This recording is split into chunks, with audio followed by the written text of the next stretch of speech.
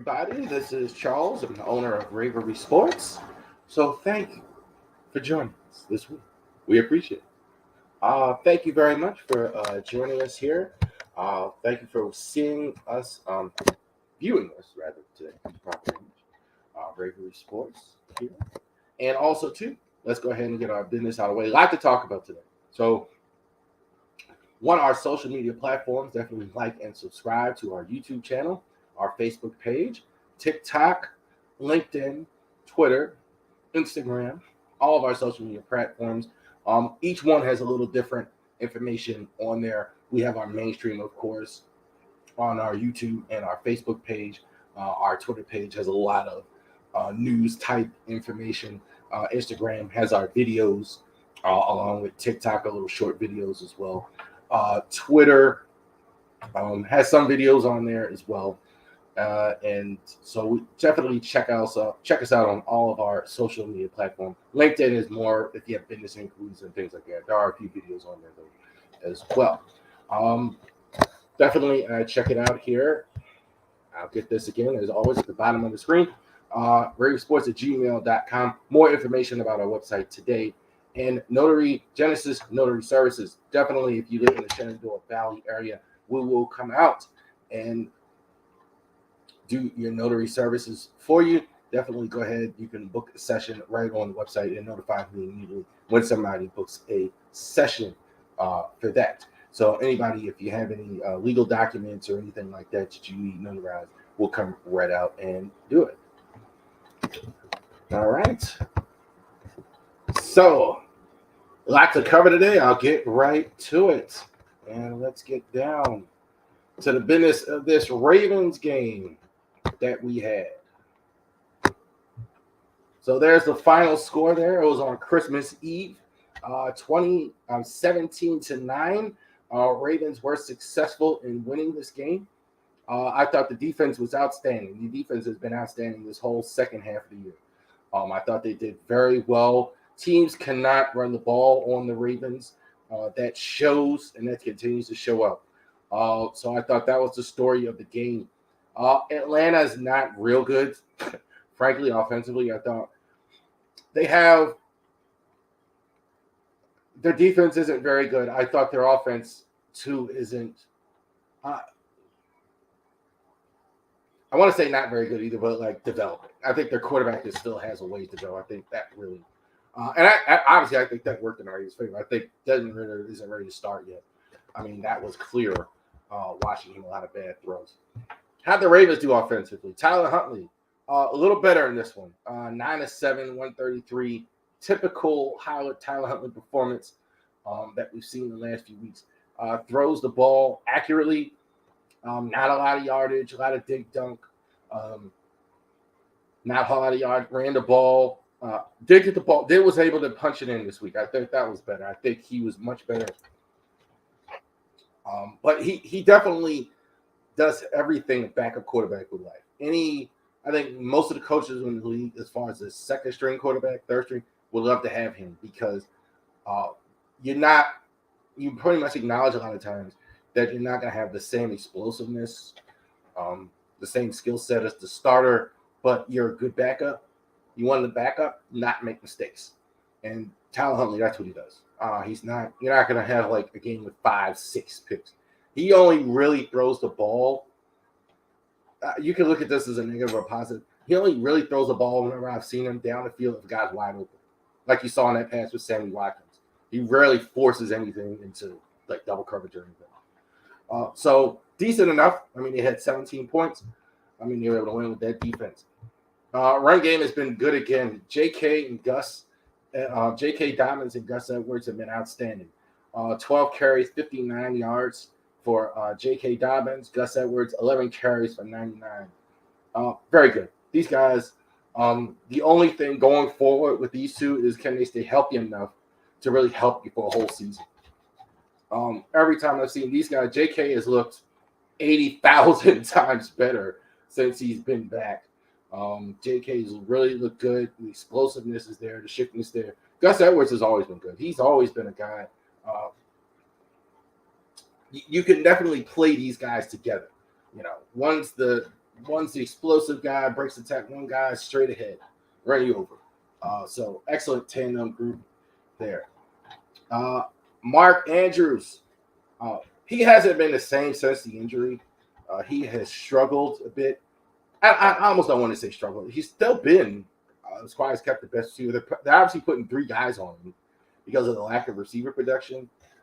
He's just looked a hair less explosive. And I think also, too, you haven't had Lamar in there throwing him the ball. So I think that's hurt. One time, he was wide open and Huntley just missed him. He was kind of just waving his hands. I was like, it's kind of like Manning Huntley a little bit on one of those throws. 3 for 45. We're better off with him on the field than without him. That's for sure.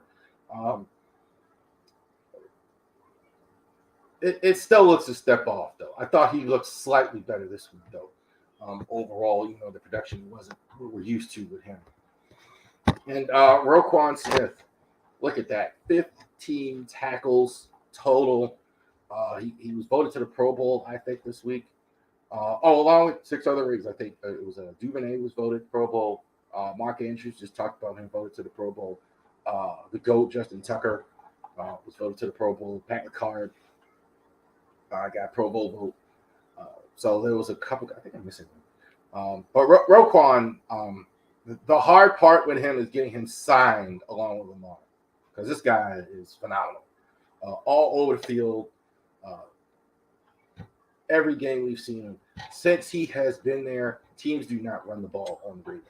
They don't run the ball very well at all. I thought the last 2 weeks there's been some running, but it's a noticeable difference with Roquan in there. I thought the whole defense has been very good. I thought the defensive line, even without, I was less worried without Calais Campbell playing about the line, because I think a lot of those linemen have been very good. The secondary. They're going to miss Marcus Peters. I don't think it really showed up in this one, frankly, because of the quarterbacking on the other side. Desmond Ridder. Those numbers are deceptive. I don't think he was that good. 22 for 33, 218. I think because they were behind, they threw more. So that's why, the stats of someone, he was missing guys. Underthrown, overthrown, even when he made catches, even when his receivers caught the ball, a lot of those throws were off target a little bit. Potential, but he was a late round pick, so he's got a little bit of work to do to go ahead and get to that next level of a start. He's not a starter yet. He's not a starter yet. That really hurts team. Excuse me. Tyler Algier. Mid-round pick, 18 for 74. Not bad. He's got a ways to go, I think. But again, against that good Ravens run defense, that's not a bad effort. 18 for 74 for a young guy. They really keyed up on him because they really couldn't throw the ball at all. So I thought the Ravens did a good job against him. He's got a lot of potential, though, I will say. If I'm the Falcons, I'm a Falcons fan, I feel good about him because he really has a lot of potential. Along with Drake London, I thought he was probably the best offensive player. Had a few drops, in my opinion, but like I said, the accuracy wasn't any good, so that might have factored in as well. I thought, but again, encouraged. Really young group. These are all rookies that we're talking about. Drake London, Desmond Ridder, so these are all rookies we're talking about. Arthur Smith has with the Falcons. So I think that's very important on offense, that you grow on offense. I think defensively you can kind of find vets and have a good defense. Offensively, I think you have to do what they're doing. You have to get young guys and play them and grow it over time. So I think that's a little bit more painstaking. Nobody really stood out on defense. I really didn't have him. I had talked about Grady Jarrett, Rashard Evans. I thought they were kind of pedestrian. I don't think defensively anybody stood out. No sacks, no INTs. For them, I thought the Falcons defense did a decent enough job. I think, frankly, had Lamar Jackson been playing, I thought it would have been they scored more points because you're not going to get as many points with Huntley in there. But I didn't think the Falcons defense was particularly good. Ravens moved the ball pretty solid in this one. They moved the ball up and down the field. They didn't score a lot of points, but they got the ball in field goal range. pretty much not a lot there on Atlanta. Where I was like, well, their defense, one guy stood out, or a couple guys. I really didn't have anybody on the Falcons defense that really stood out for them this week. A couple things. Special teams, not good again. Tucker had a kick blocked. They're missing Duvernay on the coverage. I think Justice Hill was returning. He's out for the rest of the year. Duvernay made the Pro Bowl. So the issues there. A couple weeks in a row, especially when they had kick block 2 weeks in a row. It's hard to tell a lot from this opponent because they're clearly a rebuilding team. You would like to see a playoff team really put these guys in the ground and really, but it really wasn't. They had Huntley, so you're not going to score a lot of points. So, but they won. They got into the playoffs. So there you go. And with 2 weeks to spare. So that's good. So they're still in the division fight, and they still have a chance to win the division. Real quick at the end as well, I want to go here a little bit. Like, this is the most. I mean, you would think the Ravens were 2-14 for God's sake. Some of the stuff I'm hearing and seeing. Look, you're in the playoffs earlier than usual. You have a chance to win the division. Some people already concede. Like, what are you doing? It doesn't look great. I'll admit that offensively. I mean, in the passing game, but I think this is definitely a playoff team. I don't know if you win the Super Bowl, but you don't know until you get there. So I love what Brian Billick used to say: "You're in. That's all that matters. You never know till you get there. So they're there. So mission accomplished there. And hopefully, they can win the division title."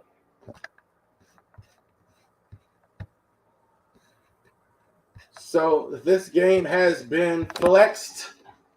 It's Steelers week.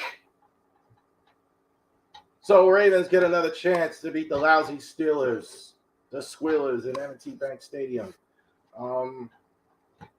That graphic is wrong, unfortunately. I think it's because the game is at 8 o'clock. Did that graphic so the game has been moved to 8 o'clock on NBC, the Sunday night game. Where the Ravens are going to be playing the Steelers, Sunday Night Football. So that's very important there. Steelers are 7-8.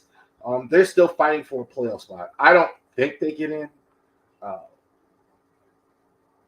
They got some work to do. I think most of the spots in the AFC now are decided. You have Buffalo is in, Cincinnati is in, Kansas City is in.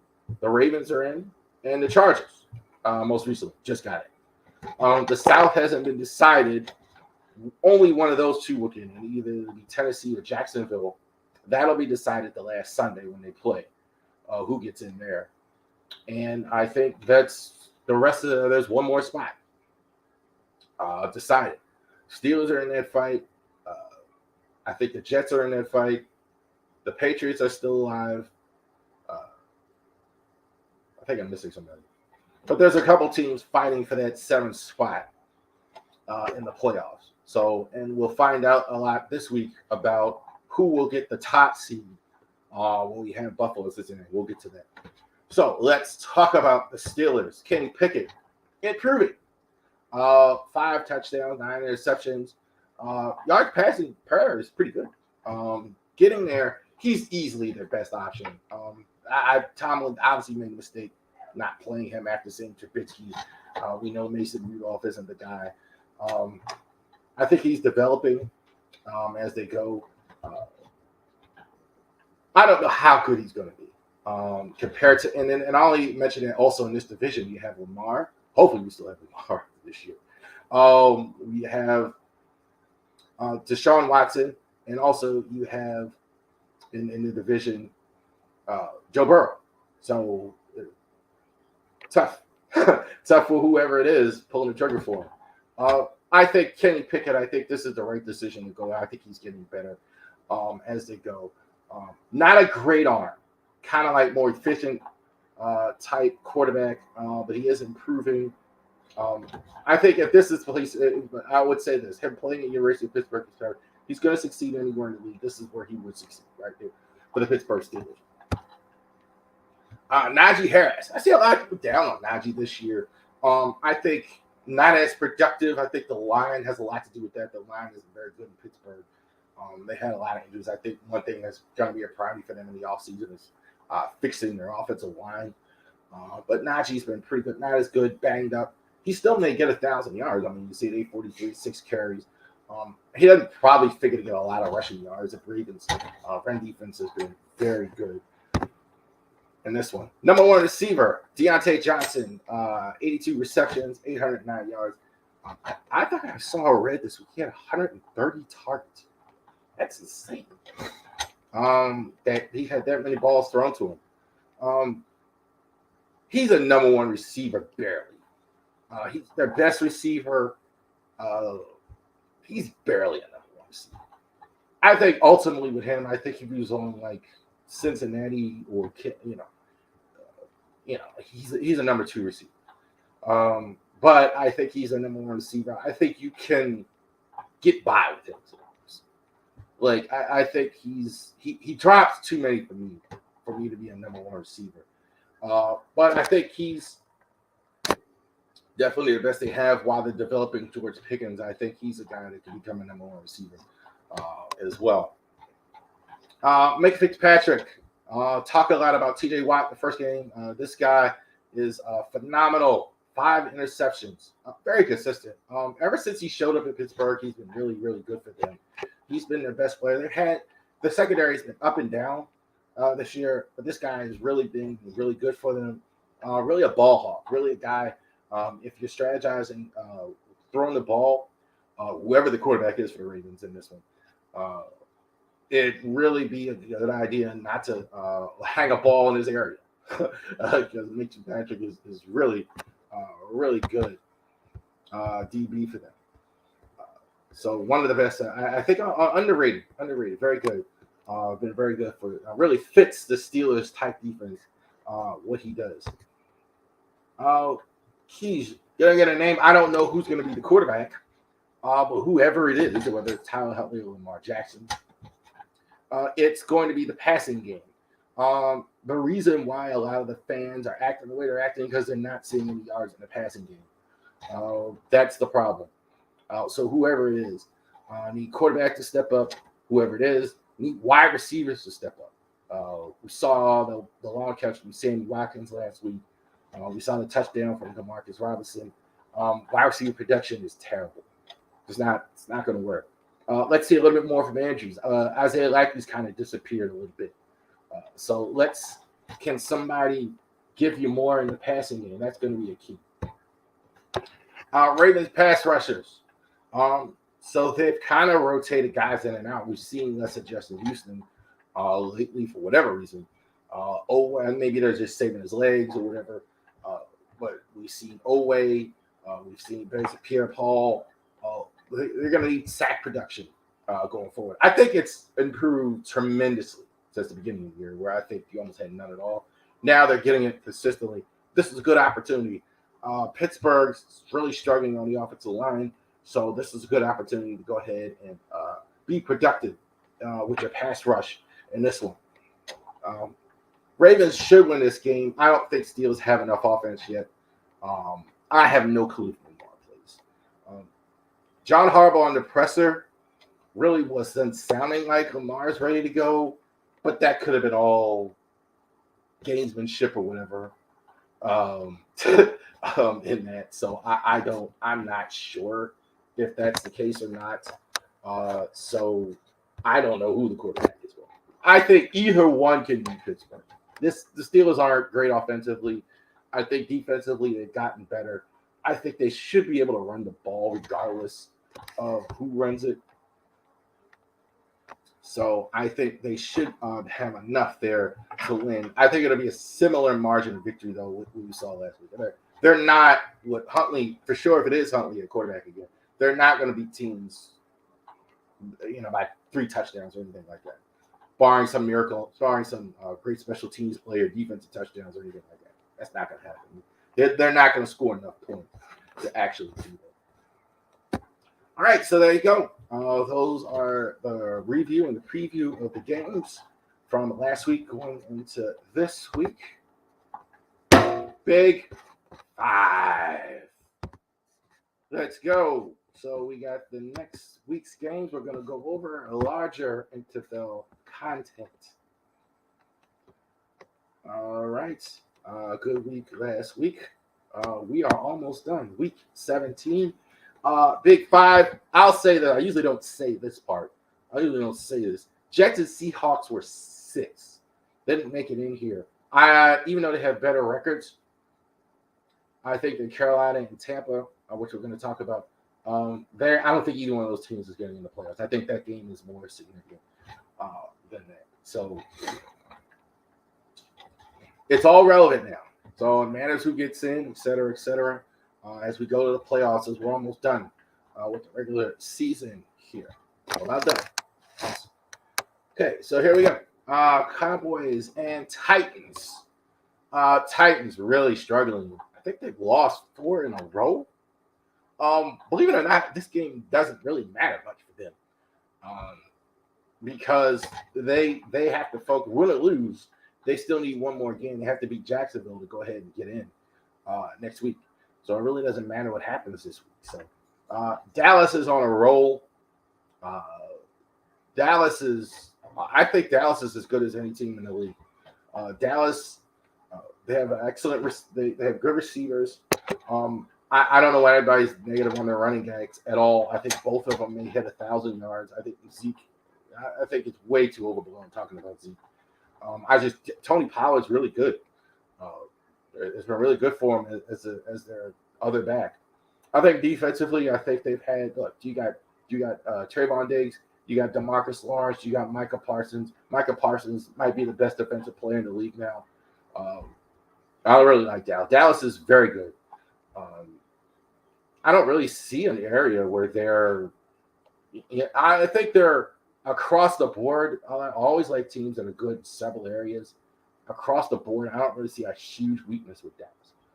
If there's anything, they haven't really been there before. They really haven't done inspire a lot of confidence in the playoffs, kind of like Minnesota. That's what I think that. Titans, they need better personnel in the offseason. I think Vrabel was able to mask it for a while. I mean, with good coaching, they lost Tannehill. They're going to struggle to score points with them. They have to play keep away. You have to have Henry on the ground and long drive for them to beat teams. They're going to need better personnel in the offseason on the defensive side and just figure out who the quarterback's going to be in Tennessee. They still have a shot, though, in the division.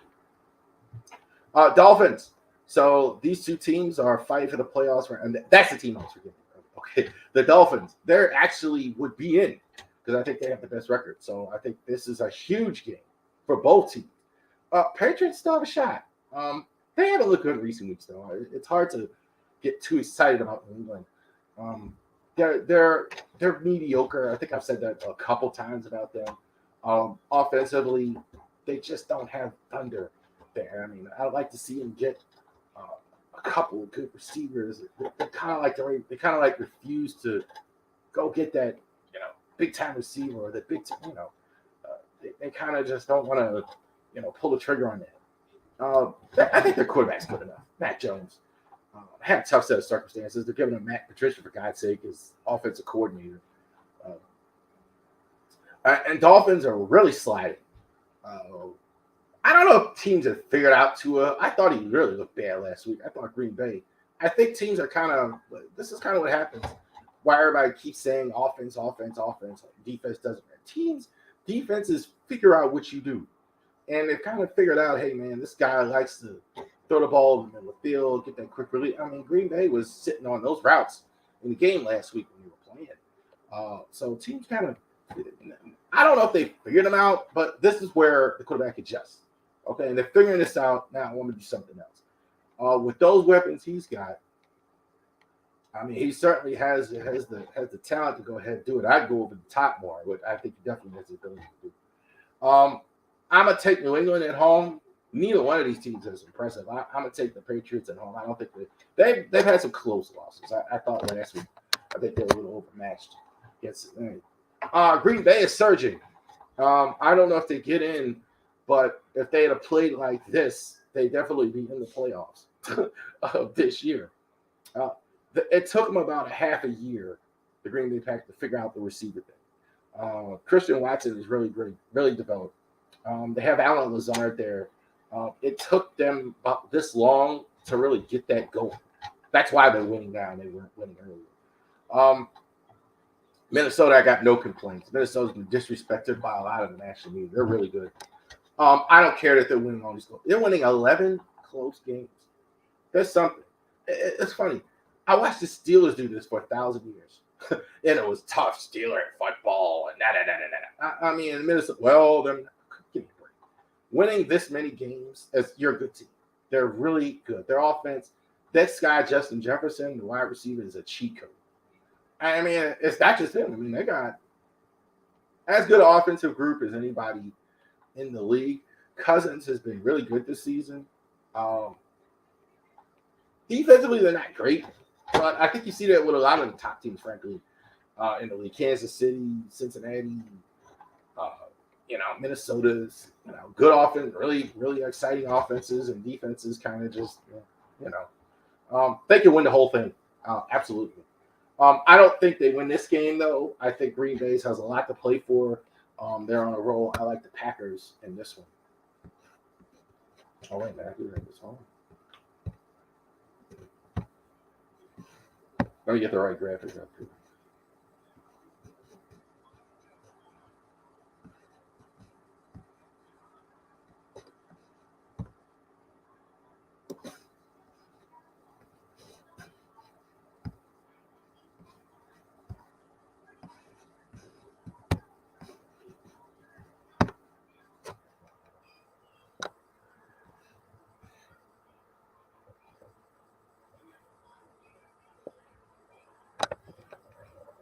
Management appreciates your cooperation. There we go. Like I said, I mentioned it. I took them out, but it was still there. So there you go. Bucks and Panthers in this game. So this one is probably for the division leads in the South. The winner here probably gets in. Bucks, I think. I'm not sure if they actually clinched with the win. But I think that definitely puts them in the driver's seat. Carolina really puts them in the driver's seat. Carolina has looked as good of a team with their record can look. Good effort considering the circumstances. Steve Wilkes is, they really should consider hiring him as a full-time coach, the job he's done. Sam Darnold, he's kind of stuck with him. I don't know if he's a guy going forward, but they've done that. Tampa's offense, not great. I'll say this. They're doing enough to win in the games when they're in games. So that's something. I think I'm still in the fourth quarter. You got TB12 on your team. That works. I think the rest of the game, it's clearly issues there. I don't think there's a lot there outside of his top two receivers right now in Tampa. Mike Evans, I think, is, again, going towards 1,000-yard season. Chris Godwin has been good for him. They're not great speed guys, but that's pretty much all they got. They've kind of lost, watching them all season, they've kind of lost those other stuff. I think we kind of underestimated not having Gronkowski there. The tight end group is kind of not as productive. They've lost a little bit. The pass rush is not quite as – that's what you're seeing in Tampa. And they're doing just enough to win. I think Brady has diminished for whatever it is. I'm hearing all these announcers trying to say he has a lost arm streak. He's missing throws. He's way more inaccurate. I think some of that is because of the lack of the other weapons, I think, but I think he's just more inaccurate. Possibly he goes to another team next year. He doesn't retire, and he gets better. I think the Bucks should win this game. I think it'll be a close game, so I'm going to go with Brady in the fourth quarter. And the biggest game on the schedule, Bills and Bengals. On the Monday night game, Bills trying to go ahead. Both of this game might decide the leadership in the AFC as far as the number one seed. So Bills and Bengals. I heard a take this week, Nick Wright made. He was like, the Bengals are what everybody keeps telling us the Bills are. It's very good. It's a very, very good way to put that. Bengals, I've been, look, this team offensively is outstanding. The receivers are outstanding. I think this is the best receiver group in the league, easy. They have a very good run game. What is it? They have, I had to get a ball. Excuse me. All right, so very good team. They have a very good run. They have very good run game. They have two good backs offensively, and they're fixing their line. I don't love their defense. I think nobody notices because they score so many points. Buffalo, I think, is more complete. I think on both sides. I think Buffalo's defense is very good. Offensively, they're not quite as strong as Cincinnati is. They're not quite as strong as Cincinnati. They're more reliant on quarterback. They don't have the personnel everywhere, but they don't stink either offensively. They have Josh Allen, who's fantastic. Stephon Diggs, I think, is fantastic. I think their run game is better than anybody ever gives them credit for. And I like them in this game. I think Cincinnati's defense is not – their back end is – I've been saying it all season. A little suspect. When you play a team with this much offense, you're going to have to – when you play a team with this much offense, you're going to have to match that. You're going to have to match that. I like Cincinnati. I like Buffalo on this one. I like on this one. I think Buffalo maintains the number one seed. So there you go. So definitely we'll go ahead and go over all the games this week. So definitely enjoy the games that we are going to watch here. So let me check this graph, make sure I have the right one. So we are going to talk about a bowl game that's going on this week. So the Terps are going to play in, this is right, the Duke Mayo Bowl. I really have to check the names of these bowl games. I really do. Because it's hard to remember a lot of these names of the lesser bowls. It's called Duke Mayo Bowl in Bank of America Stadium, home of the Carolina Panthers. So the game is going to be on the 30th, which is, depends on when you're watching this, but it's Friday, this Friday coming. So I'm recording this on Wednesday, so it's on Friday coming. So Duke Mayo Bowl, take Terps 7-5 against the North Carolina State Wolfpack, former member together of the ACC. Wolfpack 8-4. So Terps, bowl game should never know. First of all, shout out to the Terps getting to a bowl game. Mike Loxley has really turned this thing around. Very tough job in the Big Ten. You got to play Michigan. You got to play Penn State.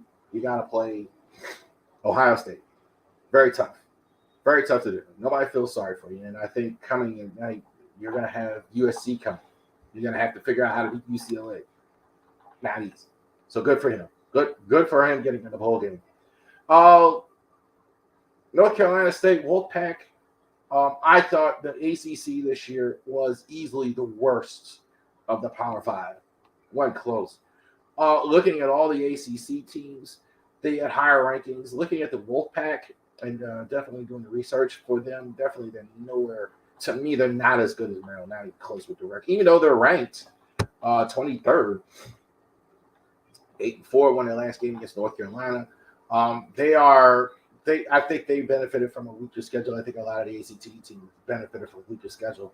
Maryland's clearly, you look at the rankings all across the board, North Carolina worse than the Terps. Tagovailoa, Terps quarterback, should play in this game. That's always the thing, too, with these bowl games. You wonder how hard these guys try. So many guys sit out. Not when we're talking about BCS title game. We'll go over that one next week once we get to there. But you wonder, how excited these guys get for these things. So that kind of factors in. All things being equal, Maryland should win this game. Decent enough quarterback, Ben Finley, freshman. They kind of switched quarterbacks a lot to Wolfpack this year. This is their guy in this latest game, so I'm assuming he played in the bowl game as well for them. True freshman. I think the Wolfpack. I don't think they beat Maryland in this game. I think all things being equal, um, I don't think the Terps. They probably should win this game by a good margin if they take it seriously. Again, you never know with bowl games sometimes. I don't know who's sitting out, et cetera, et cetera. I'd like to see it definitely a springboard for recruiting to go ahead and get that squared away. So I definitely just wanted to touch on that a little bit and shout out the Terps for getting to a bowl game this year and getting that squared away. So definitely the game is Friday. Bowl season is. I kind of now. I used to love New Year's Day. That was one of my favorite sports days of the year years ago. Watching the Orange Bowl, the Sugar Bowl, and all that. I mean, that was absolutely for me one of the best sports days. Now with the championship game, you kind of just wait for the title game, and definitely if it's a Maryland game, absolutely follow that, absolutely. And shout out to them for getting that squared away. All right, so shout out to the Terps for getting that squared away. Okay, let's get to this. So we have an announcement, channel announcement. So what we're going to do, let's get to the media part of it first. So the end of the year awards, we're going to do that in a separate video later this week. We're going to go ahead and go over the best of sports, especially the teams that we're following, Maryland football and basketball teams, the Terps, the Ravens. Best of end of year, who gets award on those teams as well, and also to the entire league. I do a best of. So that video should be coming out later this week or early next week. It may not be, maybe early this week, but that definitely will be coming out. The best of for the year. So that'll be a standalone video. I wouldn't have time to do it in an entire format. Business announcement, Ravery Sports full website is opening on Super Bowl Sunday, February 12th. So we're going to do a live stream that day. So we're about done building the website. I will give out the actual address to the website. Hopefully that day you can join me on the live stream and buy stuff on the site that day, Super Bowl Sunday. It'll probably be a pregame show for about an hour. We'll go ahead and stream that day. And unless we have a Ravens game. So if we get in, we may be there longer, and we may be hanging out all day on that Sunday online. So definitely, we'll definitely go to that as we go further with that. So we'll definitely have a live stream. I'll be actually on the site showing you the site itself, how you can buy things, giving out the web address then that day on Super Bowl Sunday, where we can go ahead and buy products. I have been uploading products. A lot of it is used resale items. Some of it will not. Some of it will be newer items that you can go ahead and get, and I will tell you how to get those on the site.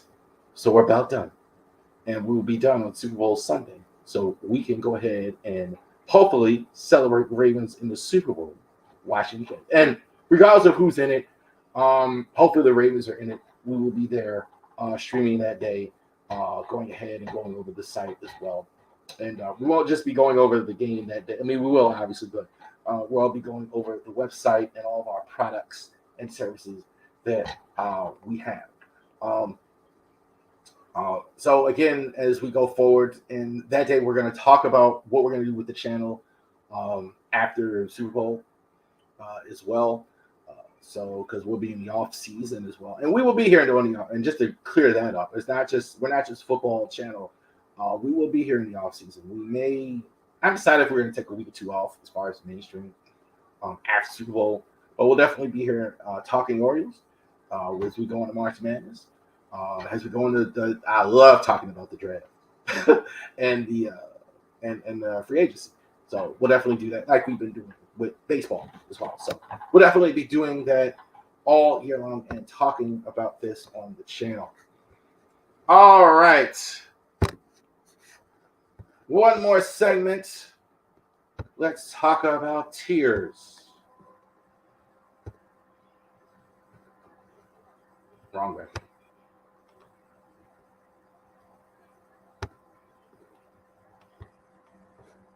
I'm hitting the correct one. There we go. So these are the tiers of teams in the MLB. We're going to talk about how the Orioles fit in, but we're going to talk about the tiers, MLB tiers. So we have elite teams, good teams, et cetera, et cetera. I put them all in 6. Some people may agree there should be more in one tier, but to make an even number, there are 5 tiers of 6. Okay, so who's good, who's elite, who's decent, etc. So here we go.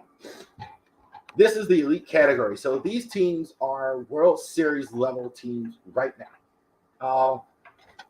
These are not power ranked per se, but they're groups. You see 1, 2, 3, 4, 5, but they're not necessarily in that order in all cases. Mets, I have as a World Series team. You have to do that. They've spent an insane amount of money. I don't know what's going on with the Correa deal necessarily. They have them, they don't have them. They're there. You go ahead and you get Verlander. I think Pete Alonso, I think, is the most underrated player in all of baseball, even as good as he is. I'd be shocked if they didn't win 90, 100 games. I mean, this is a 100-game win team. Astros, you can't have them too out of there. They won the World Series last year. They did lose Verlander. I think that's going to hurt them some. They're really good. Their offense is really, really good. That might be one of the better offenses in the American League. So definitely, I got no problem using them, having them in the elite category. Dodgers won 111 games. They're elite. I think they've lost some guys. They lost Trey Turner. Their offense is fantastic. I have no problem with the Dodgers. I thought they had the best regular season I saw last year. I thought they're really good, especially in their division. I thought that was very impressive. Yankees. This is almost a team that didn't make it as far as elite, but they got Judge back. They got Rizzo. Had it not been for that, they wouldn't be in the elite category. They did go ahead and get Carlos Rodon as well. That's important. Their rotation is very good. 1 to 5. Just like the Mets, very, very good. So I got to have them there. Offensively, I think this is probably the worst team in the group. Padres, I think, believe it or not, they've kind of underachieved. That's why they're still building. They won, I think, almost 90 games last year. They get Xander Bogaerts. If they can get Tatis back for a whole after his 20-game suspension, I can't see them losing a lot of games. I think their pitching is pretty good too. Darvish, Musgrove is very good. Joe Musgrove is very good. Blake Snell, I mean, that's good enough for elite. The Braves, I think, also too, they're the best run franchise in all Major League Baseball. They have always had good minor league prospects coming, and they're always ability to sign the veterans that they want to keep. They're very good. They stole Sean Murphy away from the A's. These teams are very good. So not quite, I think, at the level of the other teams, but they should be in the play. They're playoff level. You know, I don't see any reason why these teams be in the playoff. Phillies, they're not in the elite category, even though they went to the World Series. One, they could only pick 6. Only because I think their pitching is top heavy. Outside of Nola and Zach Wheeler, I thought there's some questions there. Also, to the division there, you know, you got to beat the Mets and Braves. So I don't know how all 3 of those teams won 100 games. Very good though, and also with them, they're not going to have Harper. I think again at the start, that matters as well. Without him, they're not quite the same. Rangers are very good. I think they make the biggest jump. I think their pitching is good. I think when you get a Jacob deGrom, he's one of the top 5 pitchers. Got to keep him healthy. They've been doing things the last couple years to get better. So I like them to win the West as well. So they're very good. The White Sox have been really good. I don't know if they're at a World Series level. They did sign Andrew Benintendi as well. They're in a bit of a weak division. They didn't win it last year, but I think they bounced back. I think they're very good to get there. If it hadn't been for the Braves had the best run franchise, I think the Cardinals definitely is. Very good as well. They have Paul Goldschmidt had a fantastic year. Nelson Arenado, Nolan Arenado, rather, is fantastic. Pitching not as strong as we see from the St. Louis team, but they still have Adam Wainwright and Max, and I think that's why they're not elite, but they're still very good. Mariners, I think, are the best team maybe nobody talks about. They're going to have a dogfight with the Rangers to win that division, but I think they're really good. Julio Rodriguez, had it not been for him, Adley would probably win Rookie of the Year. He's very good. Their pitching is very slept on. They got their top 3 starters, Kirby, etc., are very good. The Blue Jays their offense is fantastic. You got Vlad Guerrero Jr. on your team you could go ahead. You can win with that. Burchett, and those guys, they still have Kevin. They're very good. Their rotation is very good. This guy, I think they need to be a little bit more consistent on offense. Outside of, you got to help Vlad out. Got to help him out. But they're very good. These are teams that are good teams. Okay, so maybe not in the playoffs, but they're good. They should be solid. Twins. They lost Correa out the door, but they're pretty good, I think, still.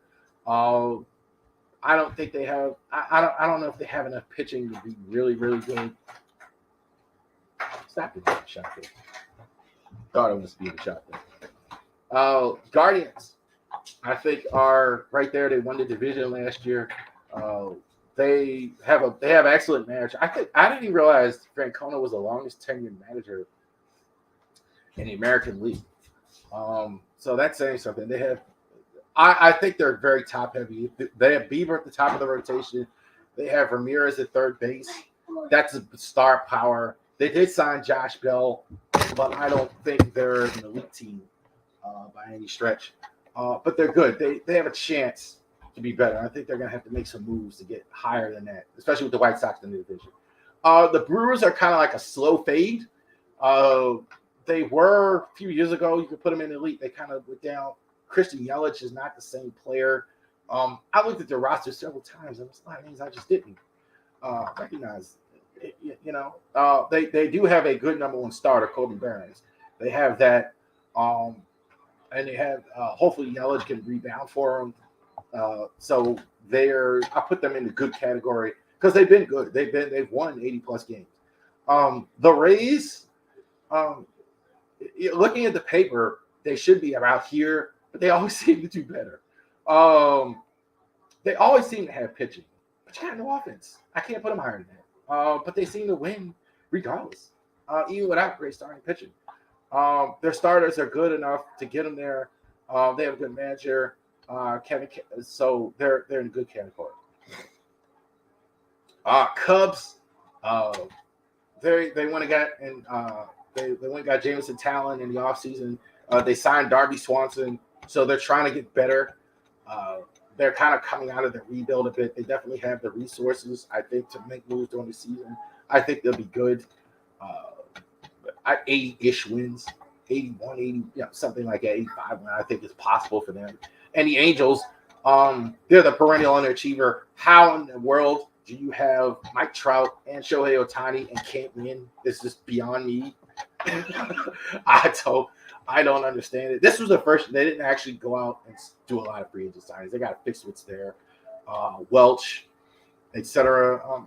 They should be good.